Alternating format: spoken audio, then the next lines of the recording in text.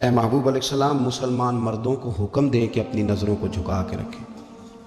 آگے جا کے عورتوں کے لیے بھی کہا کہ مسلمان عورتوں کو بھی حکم دیں کہ اپنی نظروں کو جھکا کے رکھیں۔ یہ جو نظر ہے نا، اللہ کے پیارے رسول علیہ السلام نے فرمایا یہ شیطان کے تیروں میں سے ایک تیر ہے۔ شیطان کے تیروں میں سے ایک ہے۔ یہ تیر جو ہوتا ہے نا، یہ بس نکلتا ہی ہے، دوبارہ واپس نہیں آتا، اور جہاں جاتا ہے جا کے لگ جاتا ہے۔ یہ جو نظر ہے نا، نظر یہ گمراہ کر دیتی ہے۔ پہلے نظر بھٹکتی ہے، پھر ذہن بھٹکتا ہے۔ کہا نظریں جھکا کے رکھو، جھکا کے۔ کیا کریں؟ مرد کو یہ کہہ دیا جائے نظر جھکا کے رکھ۔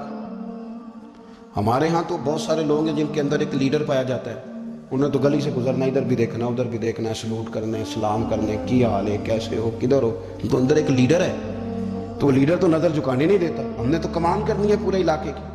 حکم یہ ہے کہ نظریں، ایک صحابی فرماتے ہیں کہ نبی پاک صلی اللہ تعالیٰ علیہ وسلم نے ہمیں رستوں میں بیٹھنے سے منع کیا، تو ہم نے عرض کی یا رسول اللہ صلی اللہ علیہ وسلم کئی دفعہ مجبوری ہے، گزارا نہیں ہوتا، رستوں میں بیٹھنا پڑتا ہے، تو حضور نے فرمایا پھر رستوں کا حق ادا کرو۔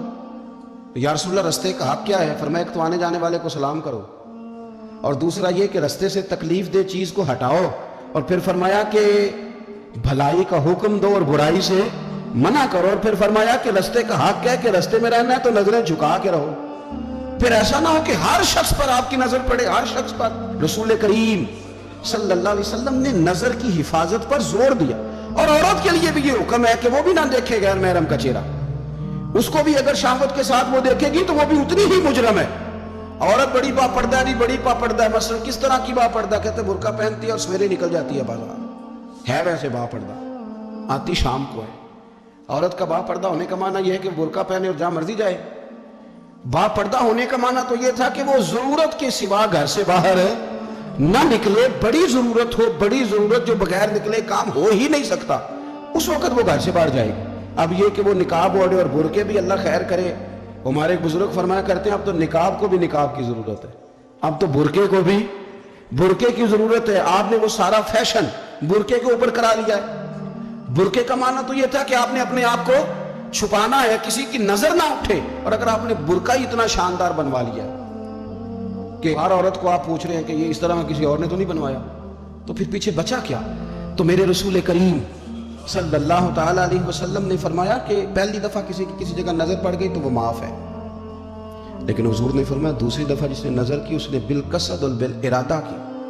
آپ کو بتاؤں، جن لوگوں کی نظریں ناپاک رہتی ہیں ان کا حافظہ کمزور ہو جاتا ہے، جن لوگوں کی نظریں ناپاک رہتی ہیں ان کی عبادت کی لذت چلی جاتی ہے، جن کی نظریں ناپاک رہتی ہیں وہ لوگ ذہنی طور پر اور قلبی طور پر تھوڑے تھوڑے پریشان رہنے لگ جاتے ہیں۔ جن لوگوں کی نظر ناپاک رہتی ان کی کیفیت یہ ہوتی ہے کہ سب کچھ ہوتے ہوئے ان کا دل اچاٹ ہونے لگ جاتا ہے۔ نظر کی ناپاکی، چونکہ یہ وہ والا نشہ ہے جس سے کبھی بھی پیٹ نہیں بھرتا، ذہن نہیں بھرتا، تو بڑی سنجیدہ عمر تک بھی معاذ اللہ تعالیٰ یہ گناہ بندے کا پیچھا نہیں چھوڑتا۔